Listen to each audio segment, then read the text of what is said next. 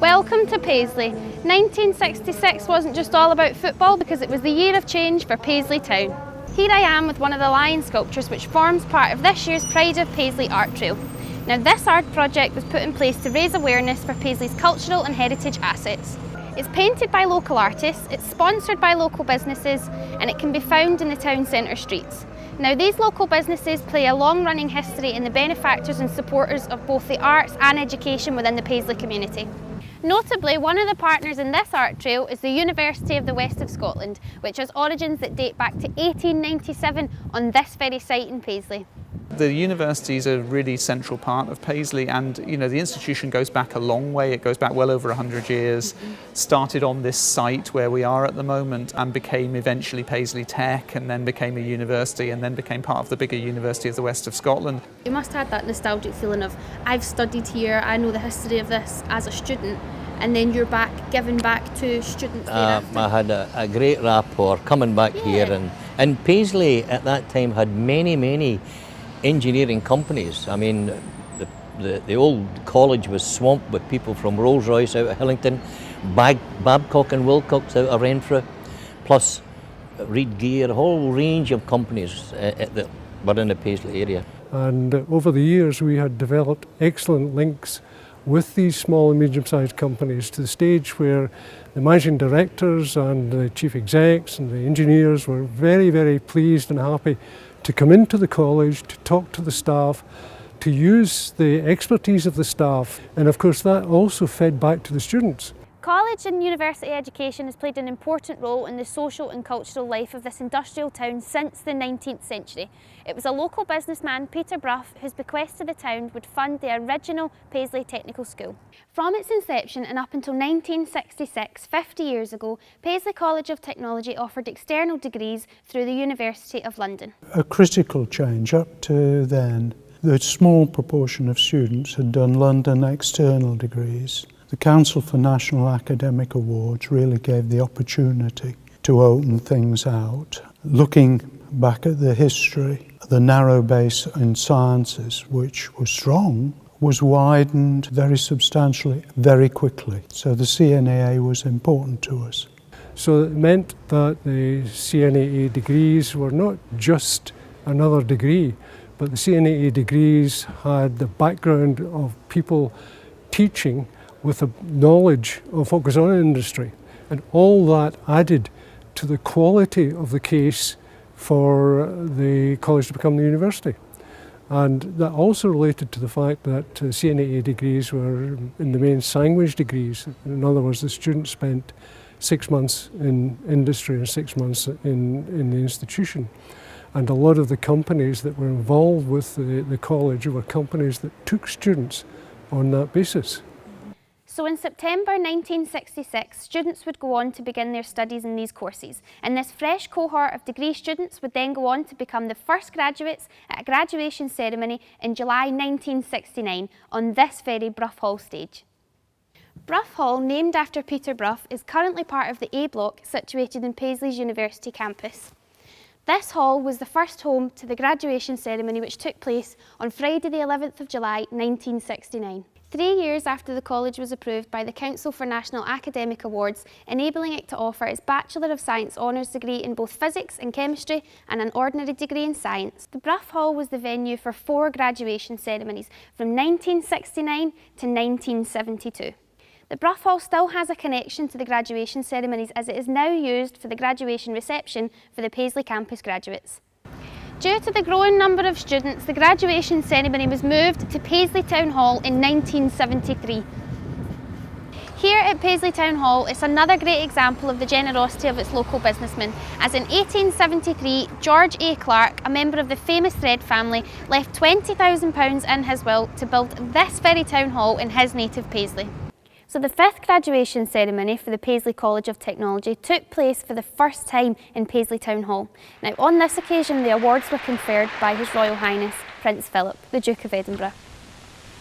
Your Royal Highness, distinguished guests, ladies and gentlemen, on behalf of the College I have very great pleasure in welcoming you to this assembly for the award of academic distinctions.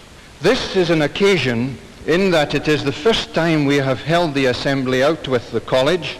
It is an occasion in that it is the first time we have had anyone other than the principal carrying out the capping and delivering the address, and it is a unique occasion in that you, sir, have accepted this invitation to be the main guest and to take part in the ceremony.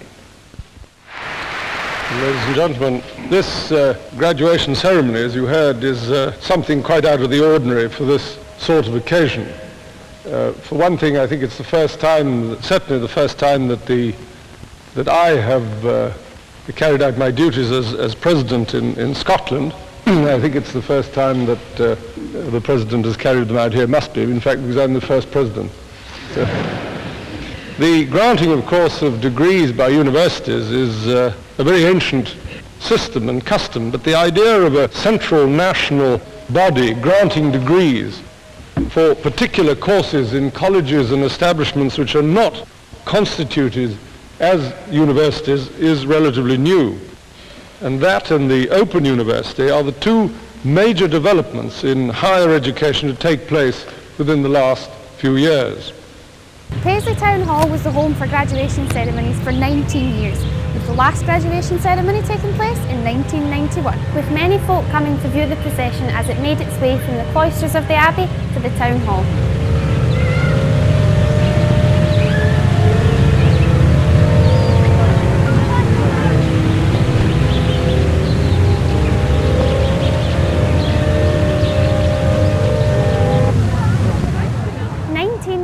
Was another landmark for Paisley College of Technologies, as the Higher and Further Education Act 1992 was passed.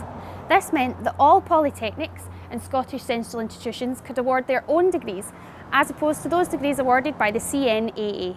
38 took up on the offer instantly, almost doubling the number of universities from 47 to 85. These were commonly known as new universities, but much like Paisley Technical College, these institutions had heritage that dated back to the 19th century. Why we were successful? Well, firstly, there was the point that we'd been a degree institution for years.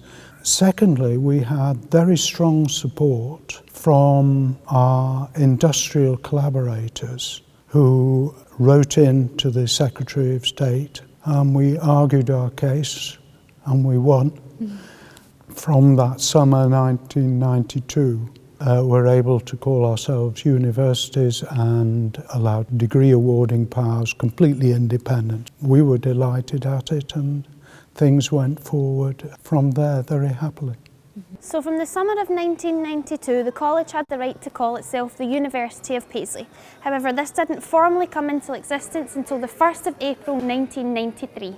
To mark the establishment of the university, new academic dress is commissioned using the world-famous Paisley pattern to reflect the town's heritage and the early days of the university as the Paisley Technical College and School of Art. Contemporary Paisley patterns woven into red jacquard fabric and features on the graduate, postgraduate and honorary degree hoods and on the gowns of the university officers.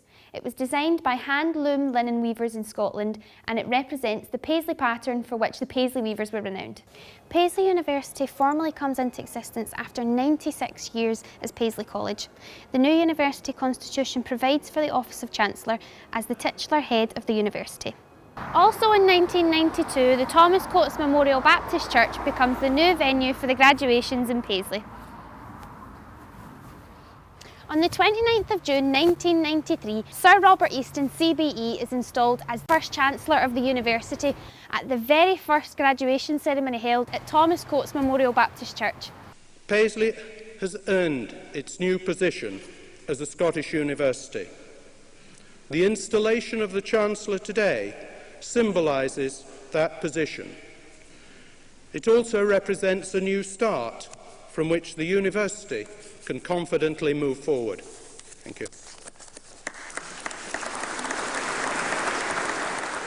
There never was a Monday morning that I didn't get up thinking, I'm going into work. I loved the work. That's amazing though, isn't it, to be able to say that you love where you work? Yeah, well, I think that to be a decent lecturer, a good lecturer, you have to be a wee bit of an extrovert, and I have to admit to the fact that I like performing, and so teaching students is about as much as education, but you've got to keep them involved and engrossed in the subject. And I had a lot of background in engineering and in its real sense, made aeroplanes that actually flew and stuff like that. So we were able to pass all this on to the students.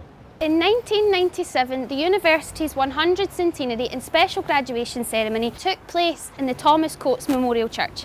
6 years later, in February 2003, the Right Honourable Lord Smith of Kelvin becomes the second Chancellor of the university. The church is still the venue for summer and winter graduations to this day, with a piper beginning the procession as it's led by the Bedellis carrying the university mace, followed by the Chancellor, Vice-Chancellor and all academic staff leaving from the High Street entrance. University of Paisley and Bell College merged to create a 4-campus university, and on the 30th of November 2007 this institution is renamed the University of the West of Scotland. On 5th of February 2013, the Right Honourable Dame Angelini DBE QC named as the first woman Chancellor of University of the West of Scotland. Well, it's a very special honour because a university education is such a huge privilege. It's something which can make an enormous transformation of anyone's life, and it's something which we hope more and more children and teenagers will have the opportunity to explore and to come to university because of how transformational it can be.